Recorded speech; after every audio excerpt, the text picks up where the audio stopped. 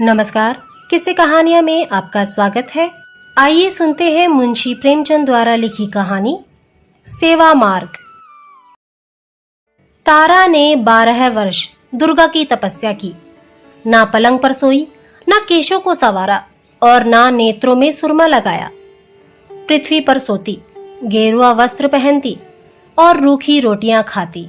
उसका मुख मुरझाई हुई कली की भांति था, नेत्र ज्योतिहीन और हृदय एक शून्य बीहड़ मैदान। उसे केवल यही लौ लगी थी कि दुर्गा के दर्शन पाऊं। शरीर मोमबत्ती की तरह घुलता था, पर यह लौ दिल से नहीं जाती। यही उसकी इच्छा थी, यही उसका जीवन उद्देश्य। क्या तू सारा जीवन रो रो कर काटेगी? इस समय के देवता पत्थर के होते हैं। पत्थर को भी कभी किसी ने पिघलते देखा है? देख, तेरी सखियां पुष्प की भांति विकसित हो रही हैं, नदी की तरह बढ़ रही हैं। क्या तुझे मुझ पर दया नहीं आती? तारा कहती, माता, अब तो जो लगन लगी वह लगी। या तो देवी के दर्शन पाऊंगी या यही इच्छा लिए संसार से प्रयाण कर जाऊंगी। तुम समझ लो, मैं मर गई। इस प्रकार पूरे 12 वर्ष व्यतीत हो गए और तब देवी प्रसन्न हुई। रात्रि का समय था, चारों ओर सन्नाटा छाया हुआ था। मंदिर में एक धुंधला सा घी का दीपक जल रहा था। तारा दुर्गा के पैरों पर माथा नवाए सच्ची भक्ति का परिचय दे रही थी। यकायक उस पाषाण मूर्ति देवी के तन में स्फूर्ति प्रकट हुई। तारा के रोंगटे खड़े हो गए। वह धुंधला दीपक दैदीप्यमान हो गया। मंदिर में चित्ताकर्षक सुगंध फैल गई और वायु में सजीवता प्रतीत होने लगी। देवी का उज्जवल रूप चंद्रमा की भांति चमकने लगा। ज्योतिमय नेत्र जगमगा उठे, होंठ खुल गए। आवाज आई, तारा, मैं तुमसे बहुत प्रसन्न हूं। मांग, क्या वर मांगती है? तारा खड़ी हो गई। उसका शरीर इस भांति कांप रहा था जैसे प्रातःकाल के समय कंपित स्वर में किसी कृषक के गाने का ध्वनि। उसे मालूम हो रहा था मानो वह वायु में उड़ी जा रही है। उसे अपने हृदय में उच्च विचार और पूर्ण प्रकाश का आभास प्रतीत हो रहा था। उसने दोनों हाथ जोड़कर भक्ति भाव से कहा, भगवती, तुमने मेरी 12 वर्ष की तपस्या पूरी की। किस मुख से तुम्हारा गुणानुवाद गाऊं? मुझे संसार की वे अलभ्य वस्तुएं प्रदान हो जो इच्छाओं की सीमा और मेरी अभिलाषाओं का अंत है। मैं वह ऐश्वर्य चाहती हूं जो सूर्य को भी मात कर दे। देवी ने मुस्कुराकर कहा, स्वीकृत है। तारा बोली, वह धन जो काल चक्र को भी लज्जित करे। देवी ने मुस्कुराकर कहा, स्वीकृत है। तारा बोली, वह सौंदर्य जो अद्वितीय हो। देवी ने मुस्कुराकर कहा, यह भी स्वीकृत है। तारा कुंवरी ने शेष रात्रि जागकर व्यतीत की। प्रभात काल के समय उसकी आंखें क्षण भर के लिए झपक गईं। जागी तो देखा कि मैं सिर से पांव तक हीरे व जवाहिरातों से लदी हूं। उसके विशाल भवन के कलश आकाश से बातें कर रहे थे। सारा भवन संगमरमर से बना हुआ था, अमूल्य पत्थरों से जड़ा हुआ था। द्वार पर मीलों तक हरियाली छाई हुई थी। दासियां स्वर्णाभूषणों से लदी हुई सुनहरे कपड़े पहने हुए चारों ओर दौड़ती थीं।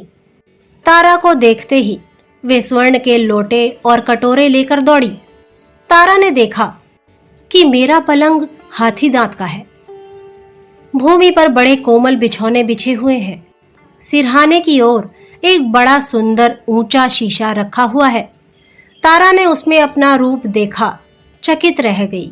उसका रूप चंद्रमा को भी लज्जित करता था। दीवार पर अनेकानेक सुप्रसिद्ध चित्रकारों के मनमोहक चित्र टंगे थे, पर ये सब के सब तारा की सुंदरता के आगे तुच्छ थे।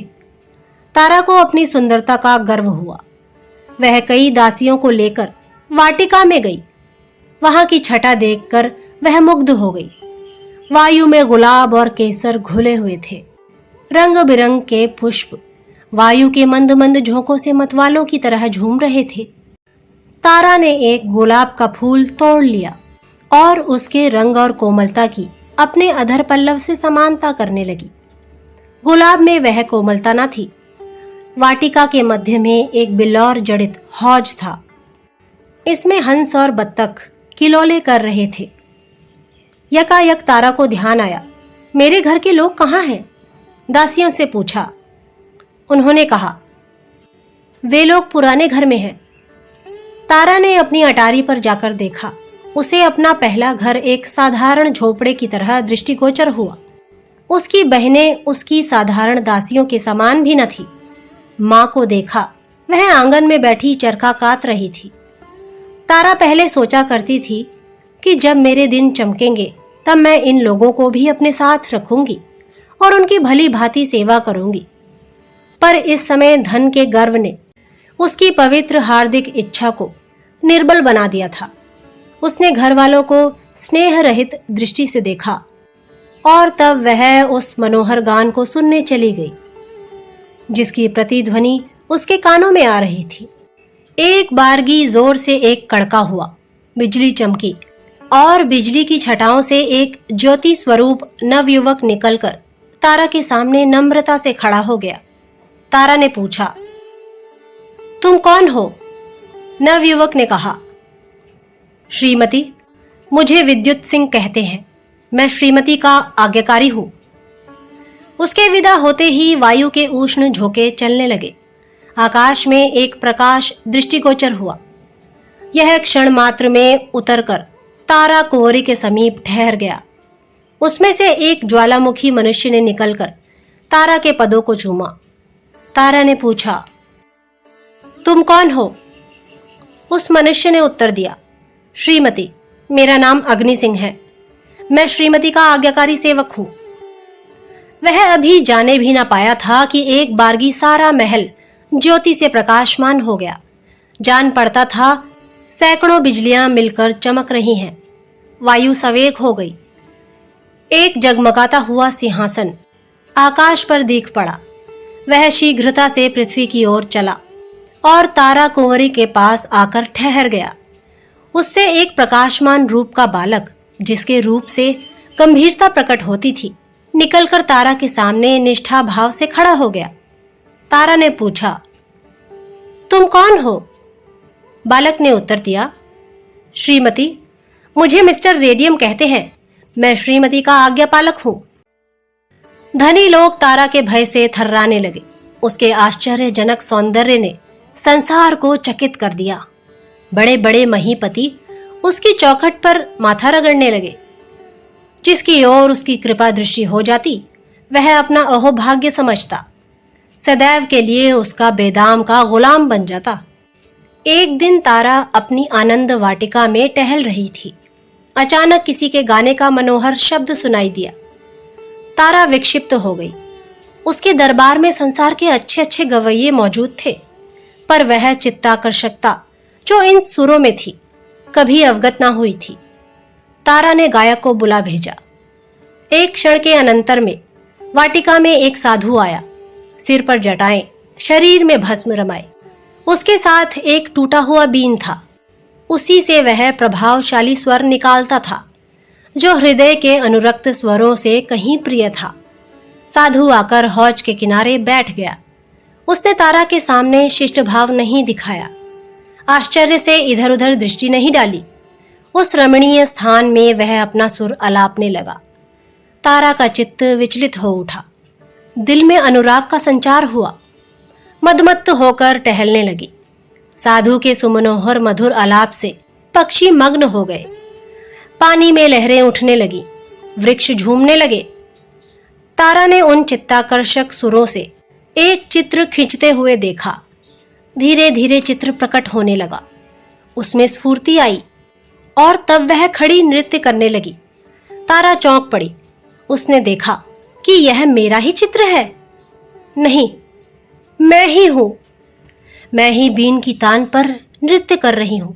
उसे आश्चर्य हुआ कि मैं संसार की अलभ्य वस्तुओं की रानी हूं अथवा एक स्वर चित्र। वह सिर धुनने लगी और मतवाली होकर साधु के पैरों से जा लगी। उसकी दृष्टि में आश्चर्यजनक परिवर्तन हो गया। सामने के फले फूले वृक्ष और तरंगे मारता हुआ हौज और मनोहर कुंज सब लोप हो गए। केवल वही साधु बैठा बीन बजा रहा था और वह स्वयं उसकी तानों पर थिरक रही थी। वह साधु अब प्रकाशमय तारा और अलौकिक सौंदर्य की मूर्ति बन गया था। जब मधुर आलाप बंद हुआ तब तारा होश में आई। उसका चित्त हाथ से जा चुका था। वह उस विलक्षण साधु के हाथों बिक चुकी थी। तारा बोली, स्वामी जी, यह महल, यह धन, यह सुख और सौंदर्य सब आपके चरण कमल पर निछावर है। इस अंधेरे महल को अपने कोमल चरणों से प्रकाशमान कीजिए। साधु बोला, साधुओं को महल और धन का क्या काम? मैं इस घर में नहीं ठहर सकता। तारा बोली, संसार के सारे सुख आपके लिए उपस्थित हैं। साधु बोला, मुझे सुखों की कामना नहीं। तारा बोली, मैं आजीवन आपकी दासी रहूंगी। यह कहकर तारा ने आईने में अपने अलौकिक सौंदर्य की छटा देखी और उसके नेत्रों में चंचलता आ गई। साधु बोला, तारा कुंवरी, मैं इस योग्य नहीं हूं। यह कहकर साधु ने बीन उठाई और द्वार की ओर चला। तारा का गर्व टूक टूक हो गया, लज्जा से सिर झुक गया। वह मूर्छित होकर भूमि पर गिर पड़ी। मन में सोचा, मैं धन में, ऐश्वर्य में, सौंदर्य में जो अपनी समता नहीं रखती, एक साधु की दृष्टि में इतनी तुच्छ। तारा को अब किसी प्रकार चैन न था। उसे अपना भवन और ऐश्वर्य भयानक मालूम होने लगा। बस साधु का एक चंद्र स्वरूप उसकी आंखों में नाच रहा था और उसका स्वर्गीय गान कानों में गूंज रहा था। उसने अपने गुप्तचरों को बुलाया और साधु का पता लगाने की आज्ञा दी। बहुत छानबीन के पश्चात उसकी कुटिया का पता लगा।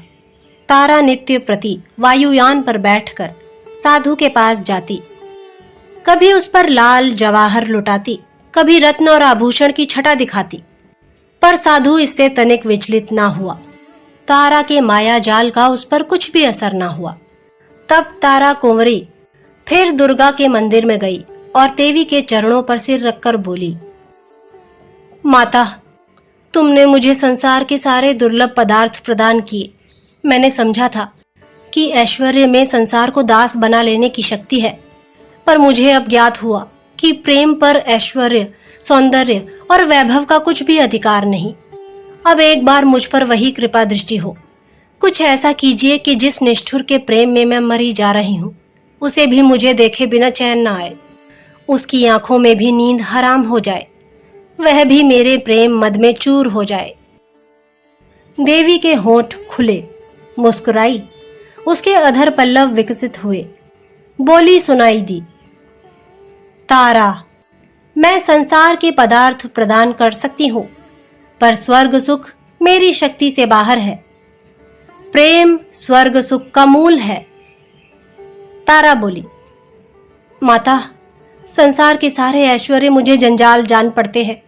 बताइए, मैं अपने प्रेम को कैसे पाऊंगी? देवी बोली, उसका एक ही मार्ग है, पर है वह बहुत कठिन। भला तुम उस पर चल सकोगी? तारा बोली, वह कितना कठिन हो, मैं उस मार्ग का अवलंबन अवश्य करूंगी। देवी बोली, अच्छा तो सुनो, वह सेवा मार्ग है। सेवा करो, प्रेम सेवा ही से मिल सकता है। तारा ने अपने बहुमूल्य जड़ाऊ आभूषणों और रंगीन वस्त्रों को उतार दिया, दासियों से विदा हुई, राजभवन को त्याग दिया, अकेले नंगे पैर साधु की कुटिया में चली आई और सेवा मार्ग का अवलंबन किया। वह कुछ रात रहे उठती, कुटिया में झाड़ू देती, साधु के लिए गंगा से जल लाती, जंगलों से पुष्प चुनती। साधु नींद में होते तो वह उन्हें पंखा झलती, जंगली फल तोड़ लाती और केले के पत्तल बनाकर साधु के सम्मुख रखती। साधु नदी में स्नान करने जाया करते थे। तारा रास्ते से कंकर चुनती।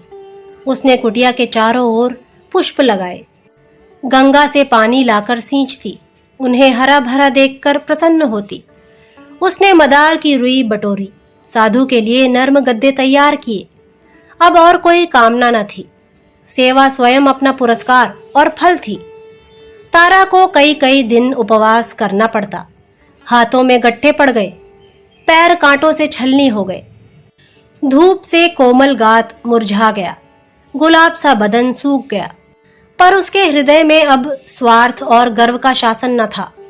वहां अब प्रेम का राज था। वहां अब उस सेवा की लगन थी जिससे कलुषता की जगह आनंद का स्रोत बहता और कांटे पुष्प बन जाते हैं। जहां अश्रुधारा की जगह नेत्रों से अमृत जल की वर्षा होती और दुख विलाप की जगह आनंद के राग निकलते हैं। जहां के पत्थर रुई से ज्यादा कोमल हैं और शीतल वायु से भी मनोहर। तारा भूल गई कि मैं सौंदर्य में अद्वितीय हूँ। धन विलासिनी तारा अब केवल प्रेम की दासी थी। साधु को वन के खगों और मृगों से प्रेम था। वे कुटिया के पास एकत्रित हो जाते। तारा उन्हें पानी पिलाती, दाने चुगाती, गोद में लेकर उनका दुलार करती। विषधर सांप और भयानक जंतु उसके प्रेम के प्रभाव से उसके सेवक हो गए। बहुधा रोगी मनुष्य साधु के आशीर्वाद लेने आते थे। तारा रोगियों की सेवा शुश्रू करती, जंगल से जड़ी बूटियां ढूंढ लाती, उनके लिए औषधि बनाती, उनके घाव धोती, घावों पर मरहम रखती, रात रात भर बैठी उन्हें पंखा झलती। साधु के आशीर्वाद को उसकी सेवा प्रभाव युक्त बना देती थी। इस प्रकार कितने ही वर्ष बीत गए। गर्मी के दिन थे। पृथ्वी तवे की तरह जल रही थी। हरे भरे वृक्ष सूख जाते थे। गंगा गर्मी से सिमट गई थी। तारा को पानी लेने के लिए बहुत दूर रेत में चलना पड़ता। उसका कोमल अंग चूर चूर हो जाता। जलती हुई रेत में तलवे भुन जाते। इसी दशा में एक दिन वह हताश होकर एक वृक्ष के नीचे क्षण भर दम लेने के लिए बैठ गई। उसके नेत्र बंद हो गए। उसने देखा, देवी मेरे सम्मुख खड़ी कृपा दृष्टि से मुझे देख रही है। तारा ने दौड़कर उनके पदों को चूमा। देवी ने पूछा, तारा, तेरी अभिलाषा पूरी हुई? तारा बोली, हाँ माता, मेरी अभिलाषा पूरी हुई। देवी बोली, तुझे प्रेम मिल गया? तारा बोली, नहीं माता, मुझे उससे भी उत्तम पदार्थ मिल गया। मुझे प्रेम के हीरे के बदले सेवा का पारस मिल गया। मुझे ज्ञात हुआ कि प्रेम सेवा का चाकर है। सेवा के सामने सिर झुकाकर अब मैं प्रेम की भिक्षा नहीं चाहती। अब मुझे किसी दूसरे सुख की अभिलाषा नहीं। सेवा ने मुझे आदर सुख सबसे निवृत्त कर दिया है। देवी इस बार मुस्कुराई नहीं। उसने तारा को हृदय से लगाया और दृष्टि से ओझल हो गई। संध्या का समय था। आकाश में तारे चमकते थे जैसे कमल पर पानी की बूंदें। वायु में चित्ताकर्षक शीतलता आ गई थी। तारा एक वृक्ष के नीचे खड़ी चिड़ियों को दाना चुगाती थी कि यकायक साधु ने आकर उसके चरणों पर सिर झुकाया और बोला, तारा, तुमने मुझे जीत लिया। तुम्हारा ऐश्वर्य, धन और सौंदर्य जो कुछ ना कर सका, वह तुम्हारी सेवा ने कर दिखाया। तुमने मुझे अपने प्रेम में आसक्त कर लिया। अब मैं तुम्हारा दास हूं। बोलो, तुम मुझसे क्या चाहती हो? तुम्हारे संकेत पर अब मैं अपना योग और वैराग्य सब कुछ न्यौछावर कर देने के लिए प्रस्तुत हूं। तारा बोली, स्वामी जी, मुझे अब कोई इच्छा नहीं। मैं केवल सेवा की आज्ञा चाहती हूं। साधु बोला, मैं दिखा दूंगा कि ऐसे योग साध कर मनुष्य का हृदय भी निर्जीव नहीं होता।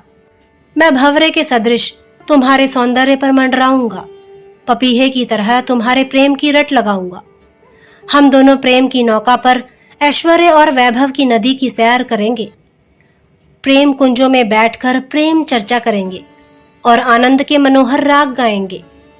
तारा ने कहा, स्वामी जी, सेवा मार्ग पर चलकर मैं सब अभिलाषाओं से परे हो गई। अब हृदय में और कोई इच्छा शेष नहीं है। साधु ने इन शब्दों को सुना, तारा के चरणों पर माथा नवाया और गंगा की ओर चल दिया। तो दोस्तों, ये थी मुंशी प्रेमचंद द्वारा लिखी कहानी सेवा मार्ग। अगली बार फिर एक नई कहानी के साथ आपसे मुलाकात होगी। तब तक के लिए नमस्कार।